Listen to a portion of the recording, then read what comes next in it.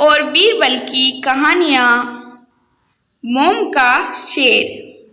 तो कहानी शुरू होती है कुछ इस प्रकार से कि सालों पहले की बात है, जब राजा एक दूसरे को पैगाम के साथ ही कुछ पहेलियां भी भेजा करते थे। ऐसे ही किसी एक राजा का दूत सर्दियों के मौसम में एक दिन मुगल साम्राज्य के बादशाह अकबर के दरबार में पहुंचा। वह अपने साथ पहेली के रूप में पिंजरे में कैद एक नकली शेर को लेकर गया था। राजा ने पहेली के साथ इस पैगाम भी भेजा था। पैगाम में लिखा था कि क्या मुगल राज्य में कोई ऐसा बुद्धिमान है जो पिंजरे को और शेर को छुए बिना शेर को बाहर निकाल सके। अब मुगल सम्राट अकबर सोच में पड़ गए कि आखिर शेर और पिंजरे को हाथ लगाए बिना भला शेर को कैसे बाहर निकाला जा सकता है। पहेली के साथ भेजे गए पैगाम में भी यह साफ लिखा था कि पिंजरे और शेर को बाहर निकालने के लिए एक व्यक्ति को एक बार ही मौका मिलेगा। अकबर काफी परेशान हो गए। उन्हें लगा कि यह तो बहुत मुश्किल है और अगर शेर को पिंजरे से बाहर नहीं निकाल पाए तो मुगल राज्य की काफी बदनामी भी होगी। ये सब सोचते सोचते उन्होंने दरबार में मौजूद सभी की तरफ देखते हुए पूछा, है कोई जो इस पहेली को सुलझा सके। लेकिन हर कोई इसी सोच में डूबा था कि आखिर यह कैसे संभव हो सकता है। अकबर के पूछने पर जब किसी ने जवाब नहीं दिया तो उन्हें अपने वजीर बीरबल की याद आने लगी, जो सभा में मौजूद नहीं थे।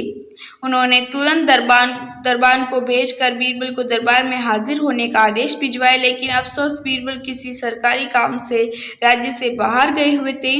रात भर अकबर इसी सोच में डूबे रहे कि आखिर पहेली को कैसे सुलझाया जाए। दूसरे दिन फिर दरबार लगा, लेकिन बीरबल की कुर्सी खाली देखकर अकबर उदास हो गए। बादशाह ने एक बार फिर दरबारियों से पूछा, क्या किसी के पास इस शेर को पिंजरे से निकालने का तरकीब है। इतने में एक दरबान अकबर के सामने आया और उसने शेर को पिंजरे से निकालने की कोशिश की, लेकिन वो नाकामयाब रहा। दूसरे दरबान ने पहेली को सुलझाने के लिए एक जादूगर को बुलवाया, लेकिन वो भी विफल रहा। कोशिश करते करते शाम होने को आए, तभी बीरबल दरबार में पहुंच गए। अकबर को परेशान देखकर बीरबल ने पूछा, क्या बात है सम्राट, आप इतने परेशान क्यों हैं। बादशाह ने तुरंत शेर से जुड़ी पहेली के बारे में बीरबल को सब कुछ बताया। अकबर ने बीरबल से पूछा, क्या तुम इस शेर को पिंजरे से बाहर निकाल सकते हो। बीरबल ने कहा, हाँ, मैं कोशिश कर सकता हूँ। अकबर बहुत खुश हुए, क्योंकि मुगल साम्राज्य में बीरबल जैसा चतुर और बुद्धिमान कोई नहीं था।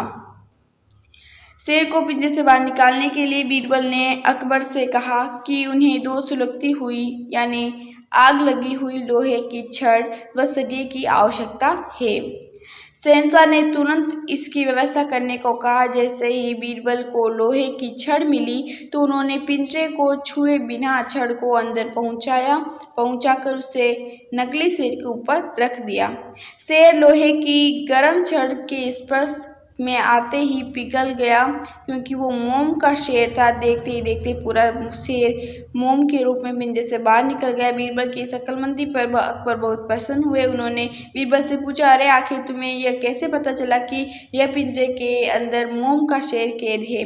बीरबल ने बड़ी नम्रता से जवाब दिया, हुजूर, बस शेर को गौर से देखने की जरूरत थी। मैंने जब पहेली के बारे में जानने के बाद उसे गौर से देखा तो लगा कि ये मोम का शेर हो सकता है। साथ ही राजा ने यह भी नहीं बताया था कि शेर को कैसे बाहर निकालना है, तो मैंने उसे पिघला कर बाहर निकाल दिया। इधर दरबार में बीरबल की जय जयकार होने लगी। उधर पहेली को लेकर अकबर के दरबार में पहुंचा राजदूत अपने राज्य वापस लौट गया और बीरबल की इस कारनामे के बारे में राजा को बताया। कहा जाता है कि उस दिन के बाद राजा ने पहेली भेजना ही छोड़ दिया।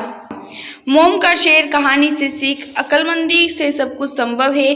हर जगह बल नहीं, बुद्धि का प्रयोग किया जाना चाहिए। दिमाग से हर समस्या का समाधान हो सकता है। वीडियो कैसा लगा कमेंट करके जरूर से बताएं। वीडियो अच्छा लगे वीडियो को लाइक करके चैनल को सब्सक्राइब कर देना। इससे वीडियो पाने के लिए बेल आइकन जरूर प्रेस कर देना। मिलता है हम आपसे अगले वीडियो में, तब तक के लिए धन्यवाद।